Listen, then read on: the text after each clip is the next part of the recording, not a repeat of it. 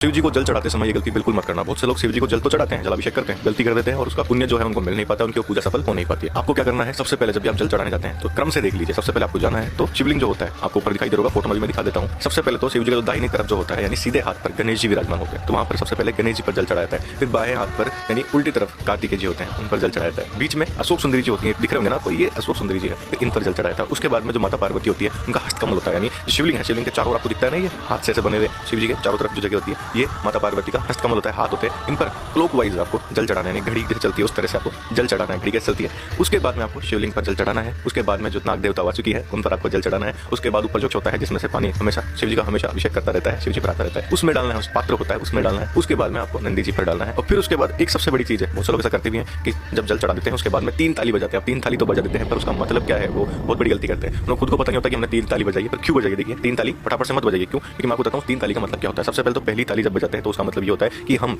शिव जी को, महादेव को बता रहे हैं कि हम यहाँ उपस्थित हैं, हम अपनी उपस्थिति दर्ज करवा रहे हैं कि हम आ चुके हैं यहाँ पे आपके शिवालय में है। दूसरी ताली जो हम बजाते हैं वो इसलिए बजाते हैं कि हे महादेव, हम तो नादान है, पता नहीं क्या क्या मांग लेते हैं, पर जो हमने मांगा है उसमें से जो सही हो, आप जानते हैं क्या सही है क्या गलत है, वो आप हमें दीजिए, जो हमारे लिए अच्छा है हमारे लिए, क्योंकि कई बार हम ऐसी चीज भी मांग लेते हैं जो हमारे लिए ही गलत होती है। तो हे महादेव, जो हमारे लिए सही है वो हमें प्रदान करें। तीसरी ताली बजाने से मतलब ये होता है कि हे महादेव, हमारे जीवन में जो भी कष्ट है, पीड़ा है, जो भी आपदा है, उनसे हमको मुक्त कीजिए, हमें स्वस्थ रखिए, सुखी रखिए, और जो भी पीड़ा है, कष्ट है वो सब हमसे दूर हो जाए। और इसके बाद में आप दोनों हाथ ऊपर करके हर हर महादेव जरूर कहिए, और कमेंट में भी हर हर महादेव कह देना। और इस जानकारी को सिर्फ अपने तक मत रखना, इस जानकारी को शेयर करने से भी पुण्य मिलता है। तो जितना आप इस वीडियो को शेयर करेंगे आपको उतना ही पुण्य मिलेगा। और कमेंट में हर हर महादेव लिखना और अपनी स्टोरी पर भी जरूर लगाना ताकि वीडियो सब तक पहुंचे। और रोज से जानकारी चाहिए नहीं तो फॉलो जरूर करके जाना।